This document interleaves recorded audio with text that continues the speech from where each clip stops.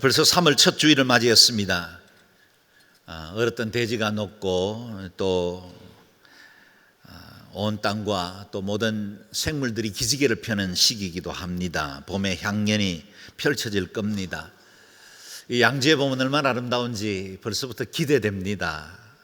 벌써 5번째 맞이하는 양지의 봄인데도 매 봄마다 그 찬란한 아름다움이 늘 설렘으로 우리를 기대하게 만듭니다.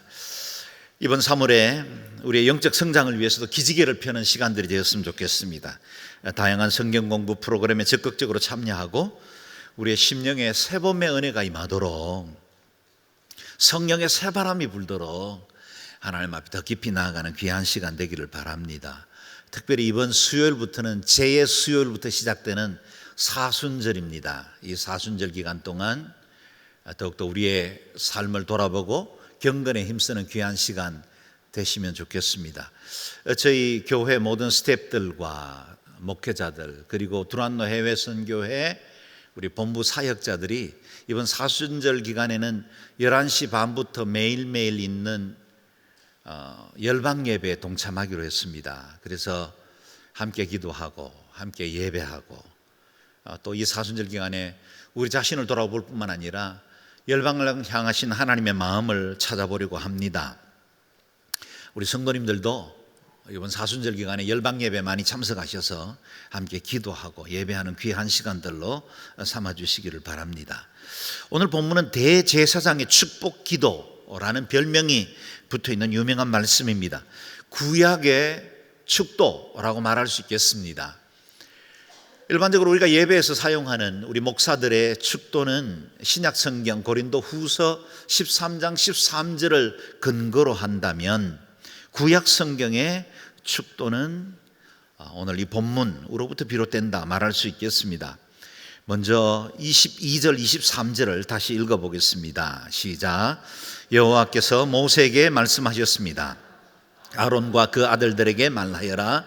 너희는 이렇게 이스라엘 자손을 축복해 말하여라. 아멘. 무엇을 의미합니까? 이 기도문은 아론이나 모세가 기록한 것이 아니라 하나님이 직접 이렇게 복을 빌라고 가르쳐 주신 기도문입니다. 온누리교회는 주일 예배 대표 기도를 맡은 분들에게 반드시 기도함으로 먼저 기도문을 작성해서 강단에서 읽는 기도를 드려달라고 부탁을 드리고 있습니다.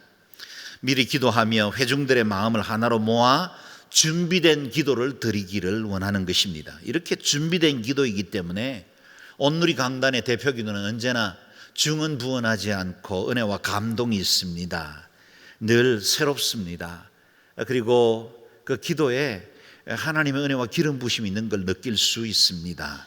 이렇게 우리가 준비해서 드리는 기도도 아름답지만 오늘 본문 아론의 기도는 하나님께서 우리에게 이렇게 축복하라고 주신 기도이기 때문에 더 완전하고 더 아름다운 기도이다, 이렇게 말할 수 있겠습니다.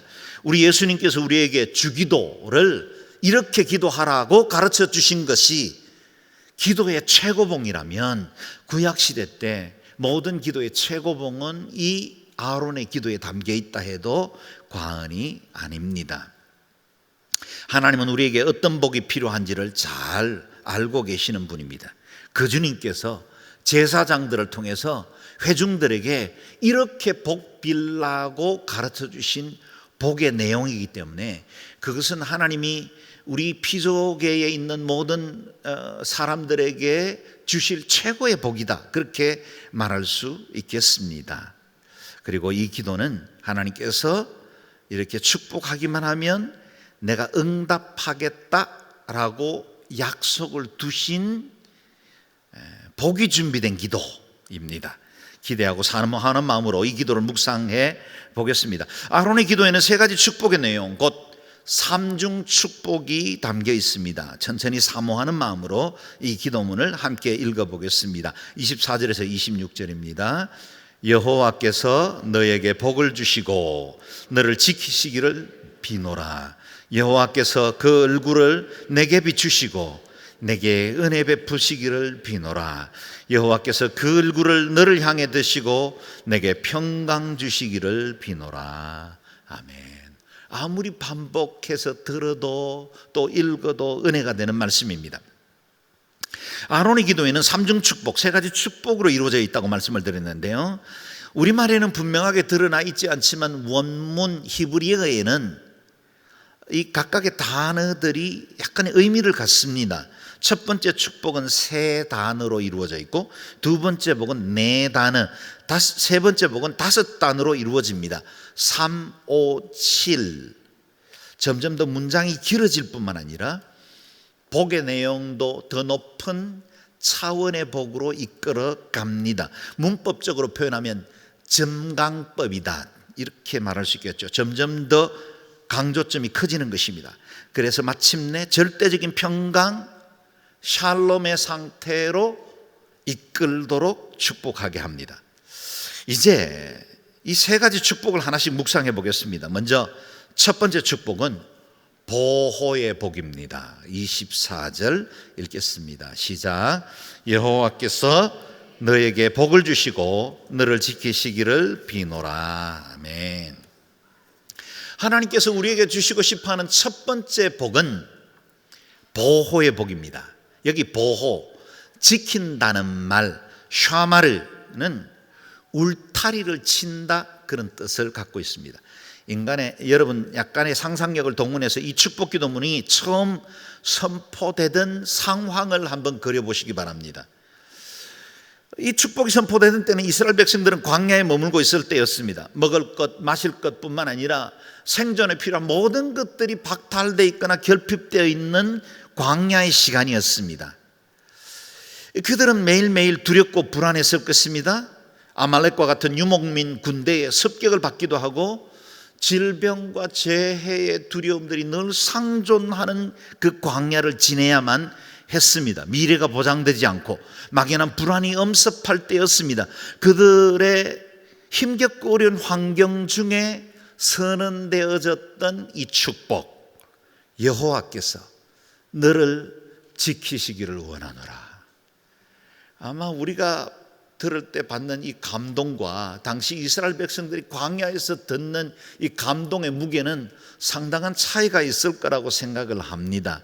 그러나 어디 광야에 있던 그들에게만 은혜가 되는 말씀이겠습니까? 요즘처럼 불확실성의 시대를 살아가는 우리에게도 여전히 사모하는 복 중에 하나이죠. 우리에게도 우리의 삶과 미래를 보호해 줄 울타리가 필요합니다. 그래서 때로는 우리가 보험에 들기도 하고 연금 저축을 들기도 합니다. 그러나 여전히 살아보지 못한 미래, 가보지 못한 미지의 세계는 불안이 그림자처럼 따라다니는 것도 사실입니다. 최첨단의 문명과 갖가지 편리한 기술들을 누리고 있는데도 여전히 자살하는 사람들, 허무감에 빠져나가는 사람들의 숫자는 증가하고 있고, 생명공학의 발전으로 인간의 수명은 길어졌는데도 불구하고 우울증과 불면증, 그리고 우리가 알지 못한 여러 질병들로 고통받는 이들은 점점 늘어나고 있습니다. 인공지능 시대, 4차 산업의 시대를 우리가 예비하고 있지만 결코 그것도 장밋빛으로 여겨지지 않는 이유는 그곳에 해답이 없다는 것을 저와 여러분은 너무나 잘 알고 있기 때문이죠. 그래서 이 축복의 말씀이 우리에게도 여전히 절실합니다.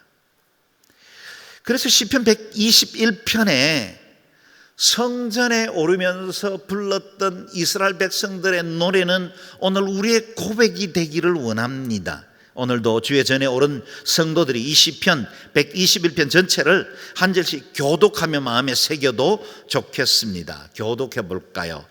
제가 1절, 여러분이 2절을 읽습니다. 내가 산을 향해 눈을 든다. 내 도움이 어디서 오겠는가? 그분은 내 발을 미끄러지지 않게 하시리라. 너를 지키시는 그분은 졸지도 않으시리라.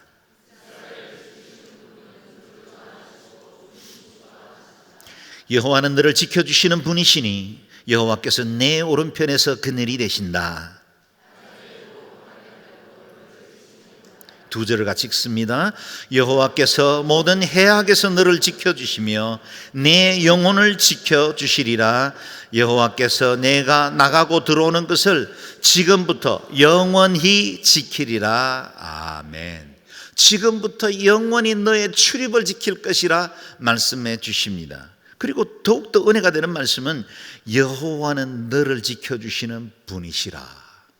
세상에 이보다 더 완벽한 바디가드가 어디 있겠습니까? 이보다 더 완전하게 보증된 보험이 어디 있겠습니까? 우리 주님은 가장 안전한 만세 반석이 되시고 온 세상을 창조하시고 지으신 그 하나님이 내가 너와 함께 할 것이고 세상 끝날까지 너를 지켜줄 것이다 약속해 주십니다. 그래서 고라 자손들이 노래한 시편 46편을 이렇게 노래할 수밖에 없지요. 하나님은 우리의 피난처시요 힘이시니 환난 중에 만날 큰 도움이시라. 그러므로 땅이 변하든지 산이 흔들려 바다 가운데 빠지든지 바닷물이 흉용하고 뛰놀든지 그것이 넘침으로 산이 요동할지라도 우리는 두려워 아니하리로다. 아멘.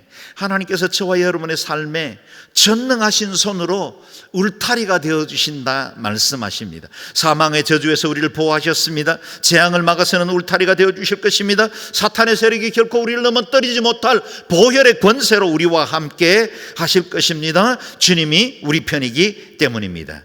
주님이 너는 내 것이라 말씀하셨기 때문입니다. 이사야 선지자를 통해서 선언하신 말씀을 함께 읽어보겠습니다. 시작. 두려워하지 말라. 내가 너와 함께함이라. 놀라지 말라. 나는 내 하나님이 됨이라. 내가 너를 굳세게 하리라. 참으로 너를 도와주리라. 참으로 나의 의로운 오른손으로 너를 붙들리라. 아멘. 제가 2년 전에 수술 한 가지를 장기 하나를 적출하기 위해서 수술로 들어가는데 수술 대기실 천장에 세브란스 병원이었어요.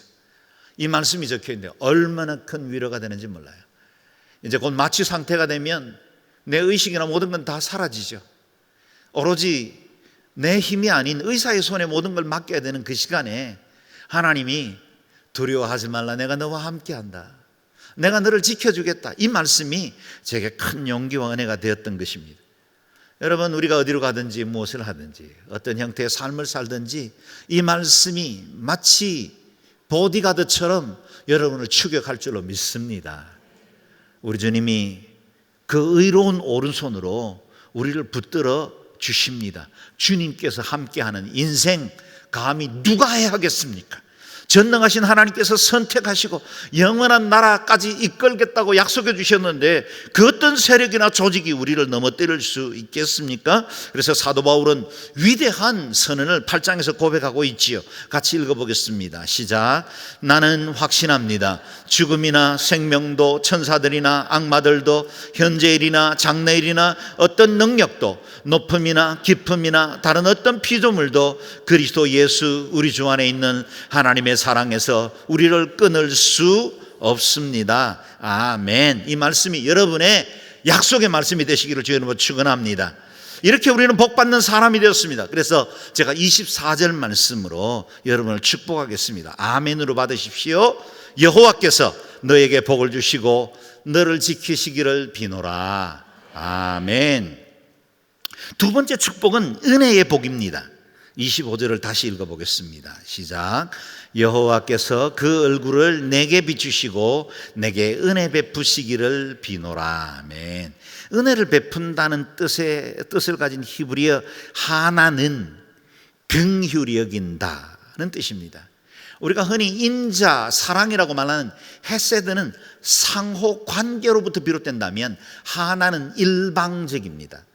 하나님께서 베풀어 주시는 조건 없는 사랑, 그때 하나님이라고 표현을 합니다. 우리는 저마다 하나님의 긍휼이 필요한 사람들입니다. 옛사람의 죄로 인해 영원히 멸망받아 할 사람이었는데 예수 그리스도의 긍휼과 대속의 은혜로, 전적인 일방적인 하나님의 은혜로 우리는 구원받고 하나님의 자녀가 되었습니다. 자격이 있었던 것 아닙니다. 그만한 가치가 있어서 받는 것은 은혜라고 말하지 않습니다. 그것은 보상이나 대가라고 부르죠. 은혜는 값없이 주어진 것입니다. 하나님의 일방적인 사랑이 드러나게 된 것, 그것이 바로 한한 은혜입니다. 거기에는 까다로운 조건이나 높은 수준의 도덕적 행위를 요구하는 것이 아닙니다. 자격 없지만 주어진 것입니다.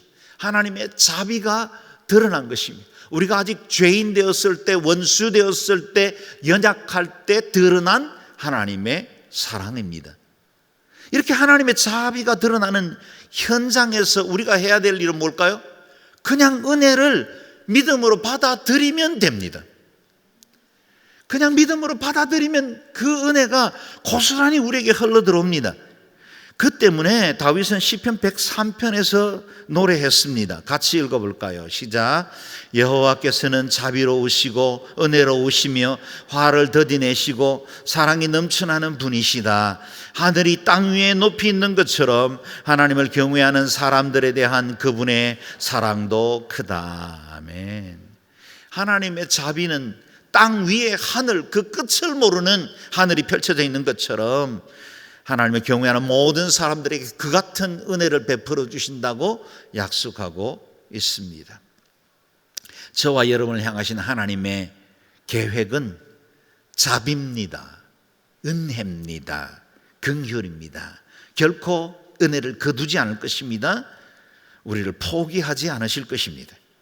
내가 기도하고 원하는 대로 되지 않았다고 해서 하나님의 사랑에 대해서 회의하지 마십시오. 병이 깊어지고 치료가 더디지고 내 문제들이 쉽게 해결되지 않는다고 해서 하나님의 사랑을 의심하지 마십시오. 하나님의 성실과 인자는 정확한 시간과 정확한 방법으로 우리에게 임할 줄로 믿습니다. 하나님의 은혜가 임하는 상태를 오늘 본문에서는 여호와께서 그 얼굴을 내게 비추신다, 그렇게 표현했습니다. 여호와께서 그 얼굴을 내게 비추신다. 영이신 하나님께 얼굴이 있겠습니까? 물론 얼굴이 없습니다. 우리의 이해를 돕기 위해 그렇게 신인동형론, 그렇게 말할까요? 어쨌든 신을 사람의 모습으로 표현해낸 것입니다. 하나님의 얼굴을 비추신다는 말은 하나님의 특별한 관심과 애정이 우리를 향하고 있다, 그런 뜻입니다. 우리도 관계 안에서 마음이 상하면 얼굴을 돌리잖아요. 눈을 쳐다보기 싫잖아요. 그리고 그 사람 가까이 오면 피하고 싶습니다.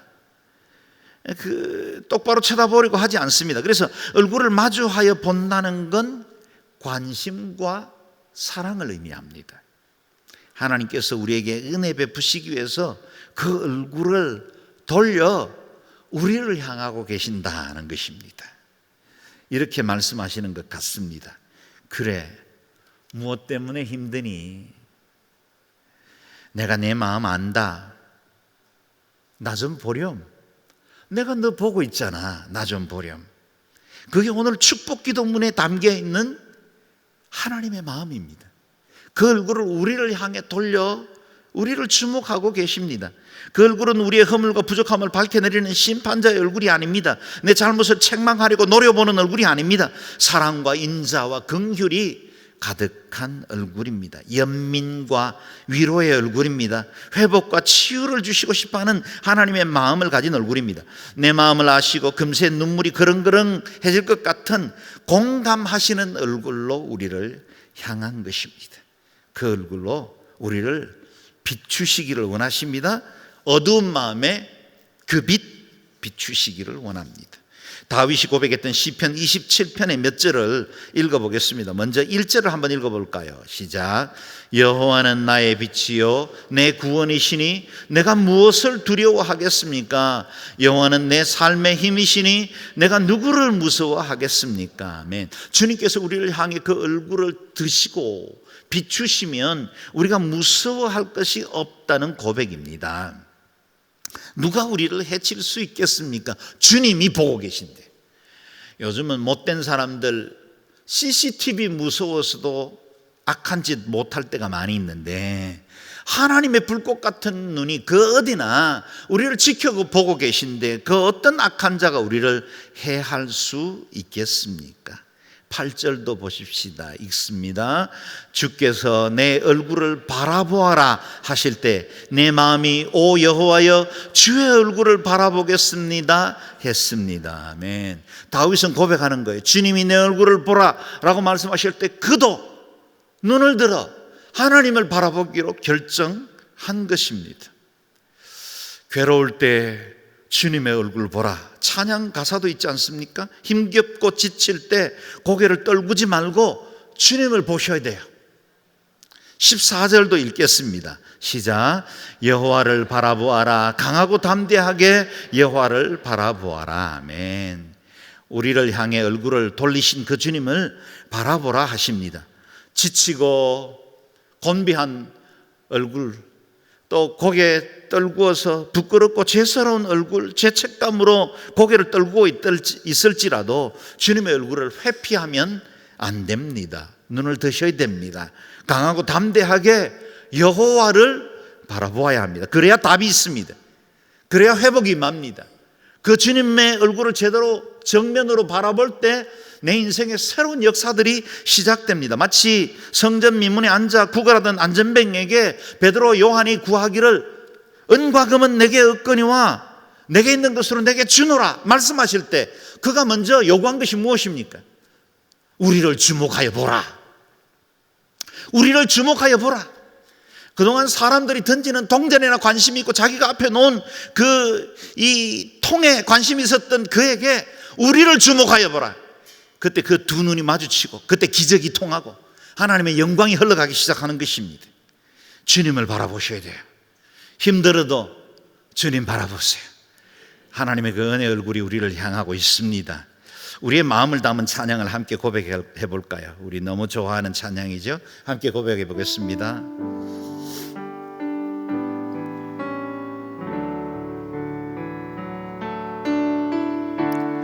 은혜 아니면 살아갈 수가 없네. 호흡마저도 다 주의 것이니 세상 평안과 위로 내게 없어도 예수 오직 예수뿐이네. 한 번 더 고백할까요? 은혜 아니면 은혜 아니면 살아갈 수가 없네. 호흡마저도 다 주의 것이니 세상 평안과 위로 내게 없어도 예수 오직 예수뿐이네. 크신 계획 다 볼 수도 없고 작은 고난에 지쳐도 주께 묶인 나의 모든 삶 버티고 견디게 하시네. 은혜 아니면 살아갈 수가 없네. 나의 모든 것 다 주께 맡기니 참된 평안과 위로 내게 주신 주 예수 오직 예수뿐이네. 예수 오직 예수뿐이네. 예수 오직 예수뿐이 예수 오직 예수뿐이네. 예수 오직 예수뿐이네. 아멘. 은혜 주실 우리 예수 그리스도 그분 한 분만 굳게 붙드실 수 있기를 바랍니다. 주님의 얼굴 구하십시다. 하나님의 풍성한 은혜가 함께 할 줄 믿습니다. 25절 말씀을 따라 여러분을 축복합니다. 여호와께서 그 얼굴을 내게 비추고 내게 은혜 베푸시기를 비노라. 아멘. 마지막 세 번째 축복은 평강의 복입니다. 26절을 같이 읽겠습니다. 시작. 여호와께서 그 얼굴을 너를 향해 드시고 내게 평강 주시기를 비노라. 아멘. 우리가 빌어줄 복의 절정이 평강, 곧 샬롬의 복입니다. 지난 주간에 있었던 북미 회담이 무위로 끝나면서 다른 해석들도 있지만 우리의 마음에 안타까움을 주었죠. 실제로 세상에서 추구하는 평화는 본질적으로 불완전합니다. 종전선이나 선언이나 비핵화, 평화도 중요하지만 그것을 진정한 샬롬이라 부를 수는 없습니다.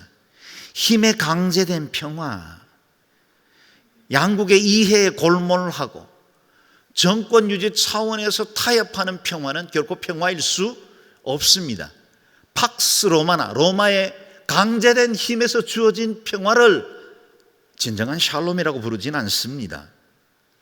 권력과 재물, 그 모든 것들로 억압된 평화, 마치 그것을 가져야 평화로울 것이라고 생각하는 우리 마음의 그릇된 가치관, 그것에서 비롯된 평화도 참된 평화라 말할 수 없습니다. 사람이 얻을 수 있는 복 중에서 가장 큰 복이 평강입니다.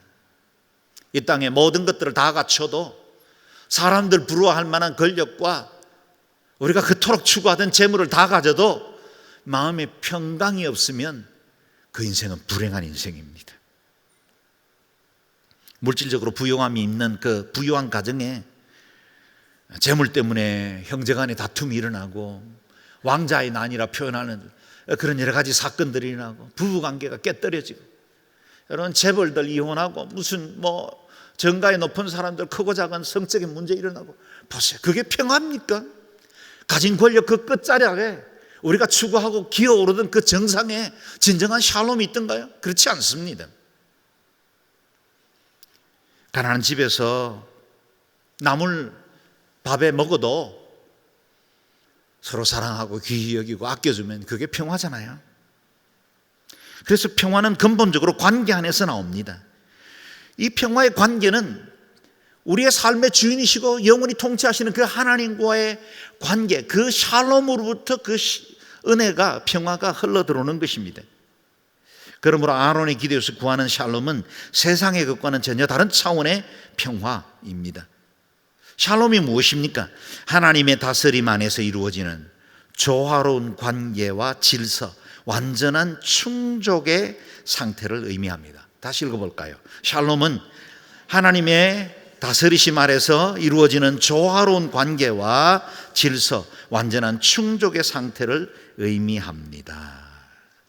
단순히 전쟁이 없는 상태, 다툼이 없는 상태가 아니라 외부적인 환경과는 상관없이 하나님 안에서만 누릴 수 있는 평강입니다. 둘로 막힌 담을 허무시고 모든 죄와 사망의 권세를 멸하시고 이 땅에 오셔서 평화의 왕이 되신 예수 그리스도, 그분이 주시는 선물, 그게 샬롬입니다. 그리스도가 온전히 주인된 가정에는 샬롬이 임합니다. 서로 사랑하고 귀히 여길 뿐만 아니라 그리스도를 주인 삼은 부부에게는 샬롬이 임하고 부모와 자녀들 사이에도 샬롬이 임하는 것입니다. 사랑하는 여러분, 여러분의 자녀들과 손주 대대로 여러분의 가정에 샬롬이 임하시기를 주의 이름으로 축원합니다. 이 평화를 위해 하나님께서 그 얼굴을 우리를 향해 드신다 그랬습니다. 25절에 비추신다는 것보다 더 강력하고 적극적인 하나님의 행동을 묘사합니다. 얼굴을 비추시는 것은 애정과 관심의 표현이라면 얼굴을 드신다는 것은 하나님의 적극적인 행동을 의미합니다. 예수 그리스도를 이 땅에 보내셨고 참된 평화의 길을 여셨고 동시에 저와 여러분의 삶에 들어오셔서 적극적으로 평화를 이루기를 원하십니다. 그게 주님이 얼굴을 드신 상태입니다. 그 주님을 적극적으로 사모할 수 있기를 바랍니다. 다시 26절 말씀으로 여러분을 축복하겠습니다. 여호와께서 그 얼굴을 너를 향해 드시고 내게 평강 주시기를 비노라. 아멘. 지금까지 우리는 아론의 기도에 담긴 삼중 축복, 세 가지 축복을 묵상했습니다. 보호의 복, 은혜의 복, 평강의 복이었습니다. 이 세 가지 복은 우리가 강청해서 얻어내어야 하는 복이 아닙니다. 하나님께서 대제사장 아론에게 이렇게 축복하라고 주신 예비된 복입니다. 하나님께서 그 복을 주시고 싶어 하시는 것을 27절에 잘 말씀하고 있는데요, 읽어보겠습니다. 시작. 그렇게 그들이 내 이름으로 이스라엘 백성들을 축복하면 내가 그들에게 복을 내릴 것이다. 아멘. 하나님이 우리에게 내려주시기를 원하시는 복이었고, 그 복을 아론은 축복하기만 하면 되었어요. 선언은 사람이 합니다. 그러나 복 주시는 분은 하나님이십니다. 내가 그들에게 복을 내릴 것이다. 단지 우리의 역할은 주님의 이름으로 복을 빌기만 하면 됩니다. 우리가 예배할 때마다 은혜의 주님이 당신을 축복하고 이렇게 빌잖아요. 조금 쑥스럽고 힘든 시간인 분들도 있죠. 그러나 여러분, 이게 바로 축복인 겁니다. 복을 나누는 거예요. 유통하는 거예요. 동시에 우리가 기억할 것은 아론에게 명하신 이 기도문은 제사장이나 목사의 전유물이 아닙니다. 구약시대는 신분적으로 아론 계열의 후손들만 사용할 수 있는 기도문이었지만 예수 그리스도 이후에 주로 말미암아 거듭난 모든 사람들은 이 기도문으로 서로를 축복할 수 있게 되었습니다. 목사의 축도는 전도사도 못합니다. 안수받은 첫 번째 일을 축도를 시키는 건 교회 법이 질서를 위해서 만든 것일 뿐이지, 아론의 축복의 기도 고린도후서 13장 13절로 서로 복을 비는 건 목사의 전유물이 아닙니다. 누구나 축복할 수 있습니다. 우리는 만인 제사장들로 세워졌기 때문입니다. 그래서 언제 어디서나 많이 축복할수록 좋습니다. 부모님들은 자녀들의 머리에 손을 얹고 이 기도로 자주 축복하십시오. 순에서 예배를 마칠 때 목사가 없기 때문에 주기도로 마칩니다 라고 말하지 말고 이 기도로 순장님이 순원들이 또 다른 순원들에게 축복하시면 됩니다. 교회 학교 선생님들 분방 공부할 때 이 기도문으로 아이들을 축복하십시오.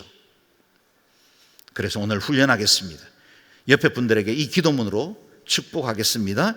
자막을 보지 말고 성도들을 보시면서 저를 따라 하시면 되겠습니다. 여호와께서 성도님에게 복을 주시고 성도님을 지키시기를 축복합니다. 여호와께서 그 얼굴을 성도님에게 비추시고 은혜 베푸시기를 축복합니다. 여호와께서 그 얼굴을 성도님을 향해 드시고 성도님에게 평강 주시기를 축복합니다. 아멘. 이 복이 가정과 개인에게 그리고 우리 교회에 흘러넘치기를 주의 이름으로 축원합니다. 아멘. 기도하겠습니다. 기도할 때 하나님, 이 아론의 세 가지 축복이 우리의 복이 되게 도와주시고, 제가 있는 가정에서, 일터에서, 학교에서, 머무는 지역에서 이같이 아론의 축복을 나누는 축복의 사람이 되게 도와주십시오. 우리를 통해 하나님의 사랑이 흘러가고 이 교회가 이 지역 사회를 축복하고 이 나라의 민족을 변화시키고 열방을 변화시켜 나갈 수 있는 축복의 사람 되게 도와주십시오. 3.1운동 그 아름다운 일선에 기독교 지도자들이 세워졌던 것처럼 하나님, 한국교회가 이 민족을 축복하는 교회가 되게 하여 주옵소서. 통성으로 같이 기도하겠습니다.